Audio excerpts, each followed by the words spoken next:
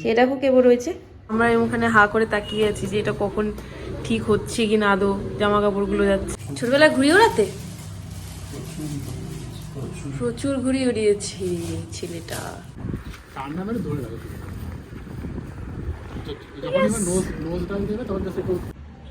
কি করছো এটা? গণেশজি রঙ্গোলি বানাচ্ছি।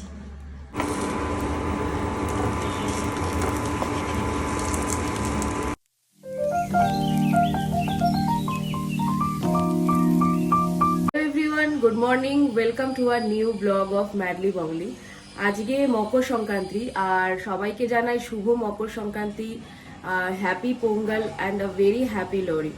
আজকে আমাদের অফিস ছুটি, বিকজ ব্যাঙ্গালোর লোকেশনে যেহেতু সবাই এখানে পোঙ্গল সেলিব্রেট করে, তো মোস্টলি সব অফিসগুলোই আজকে ছুটি থাকে। তো যাই হোক, সকাল সকাল আমাদের দৈনন্দিন জীবনের কাজ তো শুরু হয়েই গেছে, আমরা উঠে পড়েছি। বাট আজকে যেহেতু পোঙ্গল আর মকর সংক্রান্তি একসাথে, তো থাকবে আজকে পোঙ্গল স্পেশাল ব্রেকফাস্ট, থাকবে মকর সংক্রান্তি স্পেশাল পিঠে পুলি, অবশ্যই সেটা তো থাকবেই। তো আজকের ব্লগটা দেখবেন অবশ্যই, আর শেষ অবধি দেখবেন। যদি ভালো লাগে অবশ্যই লাইক, কমেন্ট, শেয়ার, সাবস্ক্রাইব করবেন, আর সাথে থাকুন, পাশে থাকুন ম্যাডলি বাংলি। অনেকদিন ধরেই প্ল্যান ছিল একটা ওয়াশিং মেশিন নেওয়ার, কিন্তু আমরা যেহেতু কলকাতায় ছিলাম তাই আর সেটা নেওয়া হয়ে উঠছিল না। এবার ওর অফিসের নাকি অনেক কয়েন্স জমা হয়েছিল, তো ভেবেছিল যে সেটা দিয়ে বড়সড় কিছু কিনবো।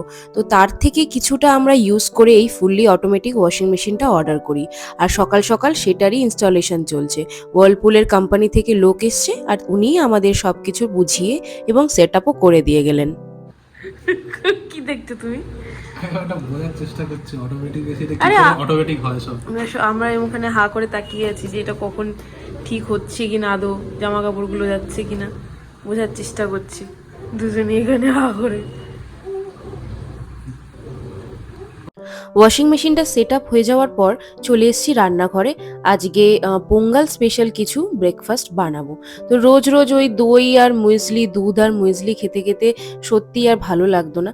তো যাই হোক, আজকে ভাবলাম যে একটু উপমা বানাই। তো আজকে স্পেশাল একটা অকেশনও আছে, তো ভাবলাম দক্ষিণ ভারতীয় কিছু জলখাবার রেডি করা যাক। তো তার জন্য আমি এখানে উপমার প্রিপারেশন করে নিয়েছি। একটু সর্ষে ফোড়ন, একটু কারি পাতা, ওদের মেন ইনগ্রেডিয়েন্টস। তো এইটুকু দিয়ে দিলেই মোটামুটি ফ্লেভারটা চলে আসে। তারপরে একটু সবজিপাতি যেটা আপনারা খেতে পারবেন, যেটা সবাই আমরা খেতে পারি, তো একটু সবজি অ্যাড করে দিতে পারি। একটু পেঁয়াজ, একটু কাঁচা লঙ্কা আর একটু নুন অ্যাড করে, নুন দিয়ে ভালো করে কষিয়ে তার সাথে রোস্টেড সুজি, মানে হ্যাঁ, সুজিটাকে অবশ্যই আগে একটু হালকা ঘিতে রোস্টেড মানে ভেজে নেবেন, তাহলে কি হবে, সুজির ফ্লেভারটা খুব ভালো আসে।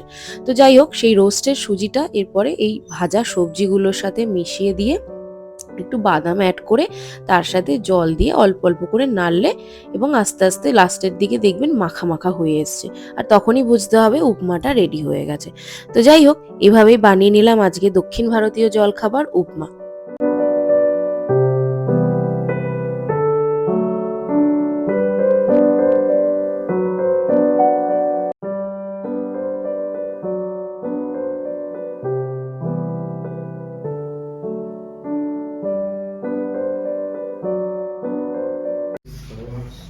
নাও, সেটাও কেবল রয়েছে।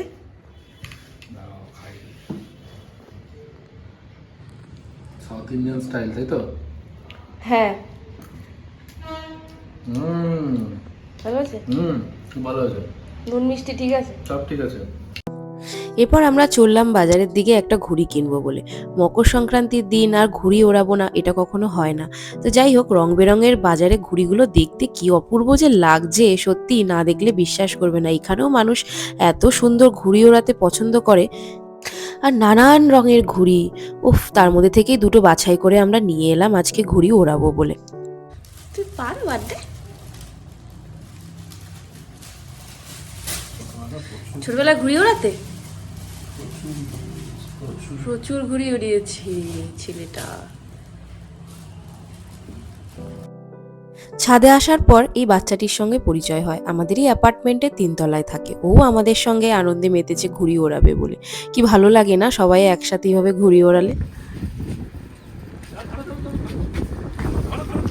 আরে তুমি করো না, আমি তো ভিডিও করছি। এই তো ইয়ে ফাইনালি। আমি তো বলছি আমাকে দিও না, আমি ছড়িয়ে ছিটি লাট করে, আমাকে দিও না। টান মানে টান টান না টান না।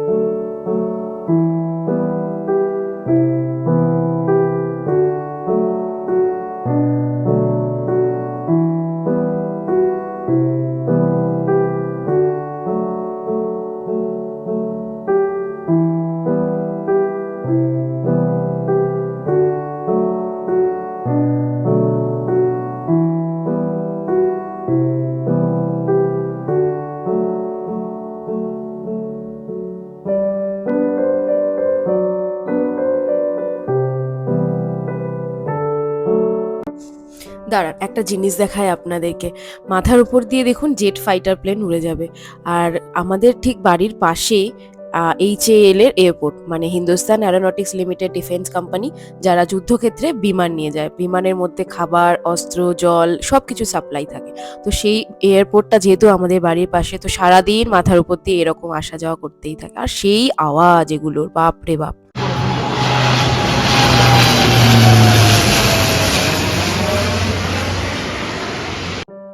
নিচে এই বাড়িটার গেটের সামনে দেখুন কি সুন্দর আলপনা দিয়েছে আর রঙ্গোলি করেছে।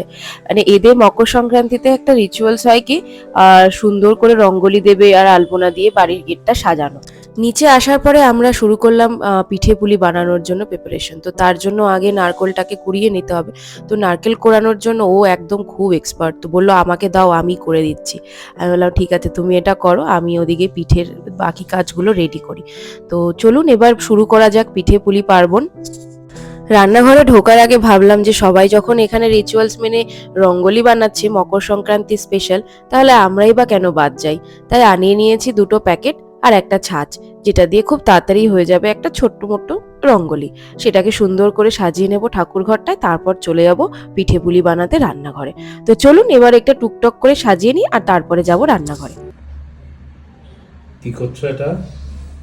গণেশজি, রঙ্গোলি বানাচ্ছি। নিচে তো প্রত্যেকটা বাড়ির সামনে এত সুন্দর ওরা রঙ্গোলি বানিয়েছে, মানে না দেখলে বিশ্বাস করবে না। আমরা তো বাইরে খুব একটা যেতে পারলাম না, কিন্তু আমাদের বাড়ির একদম সামনের গেটটাতে ওরা কি সুন্দর রঙ্গোলি বানিয়েছে।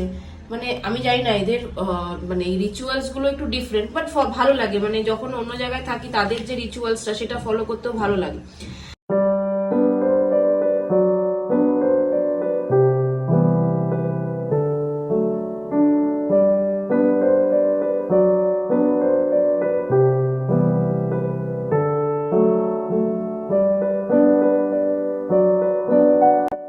চলে এসছি এবার রান্নাঘরে। পৌষ সংক্রান্তি, আমাদের পৌষ সংক্রান্তি স্পেশাল পিঠে পুলি বানানোর জন্য এই গুড়টাকে আমি এবার আসার সময় কলকাতা থেকে নিয়ে এসেছিলাম। আপনারা হয়তো দেখেছেন আমার আগের ব্লগে, আমি যখন বাড়ি গিয়েছিলাম তখন এই গুড়টা ওখান থেকে নিয়ে এসেছিলাম, ভীষণই ভালো। তো গুড়টাকে এখানে ভালো করে জ্বালিয়ে তার সাথে মিক্স করে দেব নারকেলটা, আর নারকেল আর গুড়টাকে ভালো করে মাখিয়ে রেডি করে নেব পাটিসাপটার পুরটা। ছোটবেলায় দেখেছি মা ঠাকুমাকে কত ধরনের পিঠে বানানো, মানে চুষি পিঠে, পুলি পিঠে, সরু চাকলি, তো কত রকমের পিঠে বানাতো। আমাদের আর অত সময় হয়ে ওঠে না, তাই এই চটজলদি পাটিসাপটাই বানাই আর সাথে একটু মালপোয়া বা আদোসা। ব্যাস, এবার রেডি করে নেব পাটিসাপটার ব্যাটারটাকে। তো তার জন্য একটু চালের গুঁড়ো, ময়দা, তার সাথে একটু সুজি, চিনি, এটা মিক্স করে নিয়ে ভালো করে দুধ দিয়ে সেটাকে গুলে নেব। আর গুলে নেব বেশ পাতলা করেই গুলবো, যাতে আমাদের যে ব্যাটারটা হয় সেটা একটু পাতলা হয়, আর যখন পাটিসাপটাটা তুলবো সেটা যেন লেগে না যায়।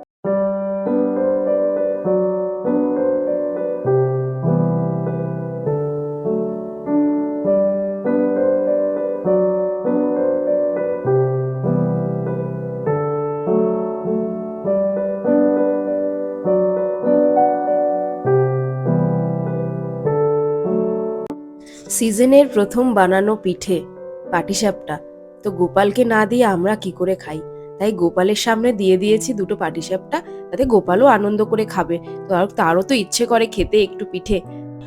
আদোসা বানাবো বলে এখানে ব্যাটারটা রেডি করে নেওয়ার জন্য সবকিছু মিক্স করে নেব, মানে চালের গুঁড়ো, ময়দা, সুজি, মৌরি, একটু দুধ দিয়ে ভালো করে গুলে নেব।